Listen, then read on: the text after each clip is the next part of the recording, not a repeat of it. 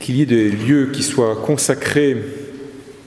au Dieu ou au divin n'est évidemment pas une originalité du peuple d'Israël.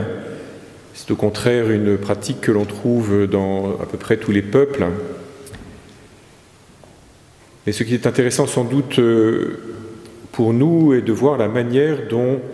Israël, et dans ce que nous avons entendu de la prière de Salomon,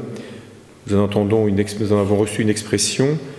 la manière dont Israël comprend comment le Dieu de l'Alliance, le Dieu qui est partout, le Dieu qui est celui des personnes humaines,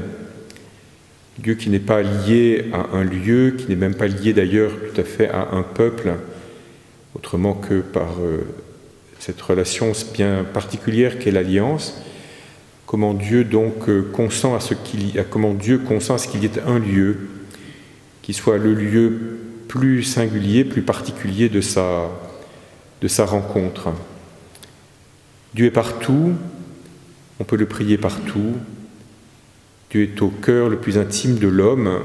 de l'être humain, et l'être humain est fait pour le rencontrer au plus intime de lui-même. Mais Dieu non seulement permet, mais veut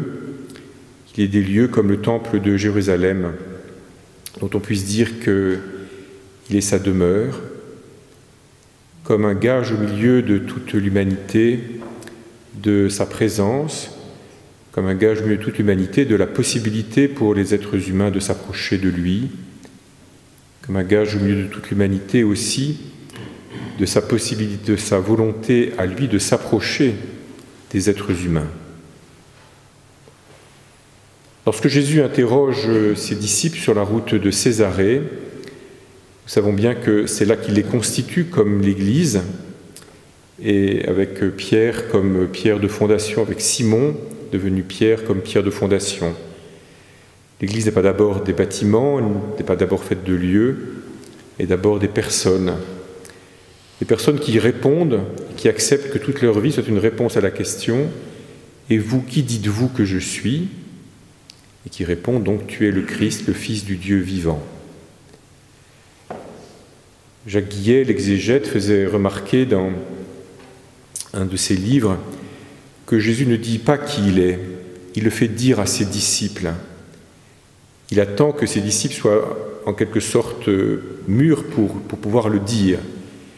Et ils ne le sont pas simplement par un processus de maturation psychologique et intellectuelle, même si ce processus est nécessaire, mais ils le sont aussi par la volonté du Père et par ce que le Père dévoile à Pierre au nom de tous.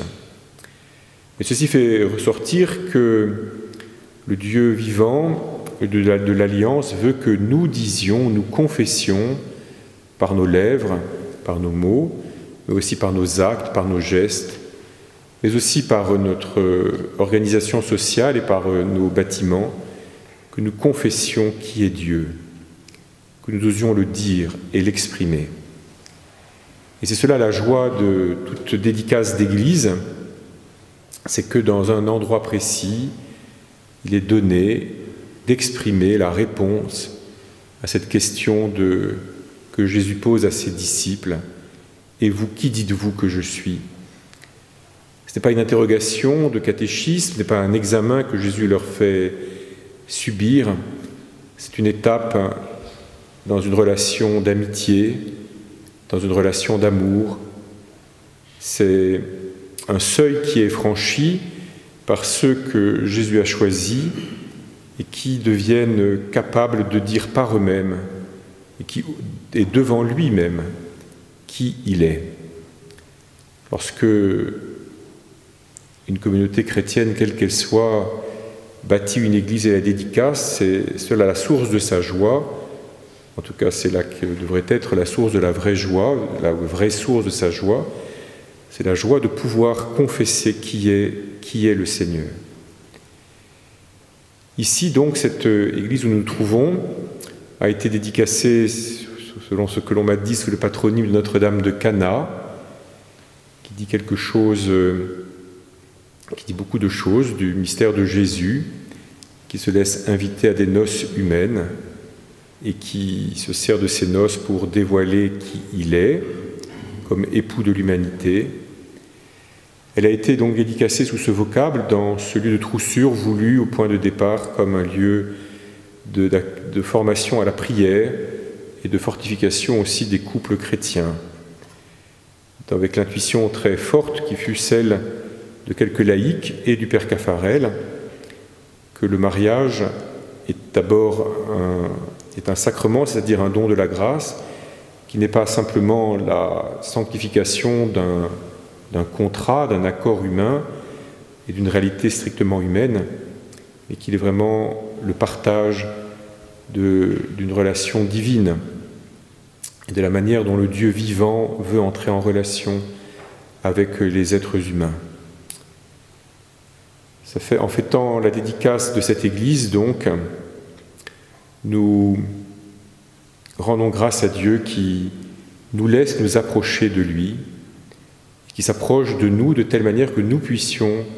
nous approcher véritablement de lui. Nous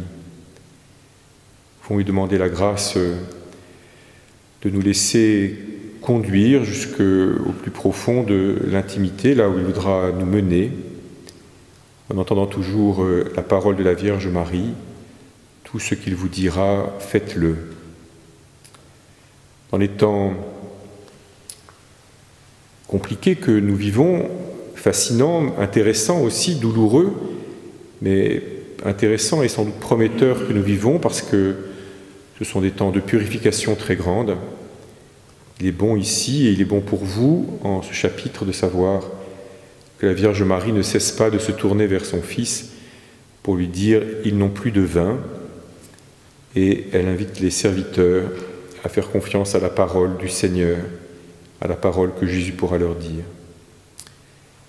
Que l'Eucharistie que nous célébrons ici nous permette de nous conjoindre à la joie de ceux qui ont voulu cette Église, à la joie de ceux qui ont voulu ce lieu, au meilleur de leur intuition, qui nous permette de nous conjoindre à tout ce qui a été vécu ici, de découverte de la bonté de Dieu et de conversion et de retour à une certaine plénitude de la vie chrétienne. Cette Eucharistie nous permet aussi de nous conjoindre à la joie de l'Église, dont la joie est toujours d'essayer d'entendre la voix de son époux et de tâcher d'y répondre avec tout son cœur. Amen.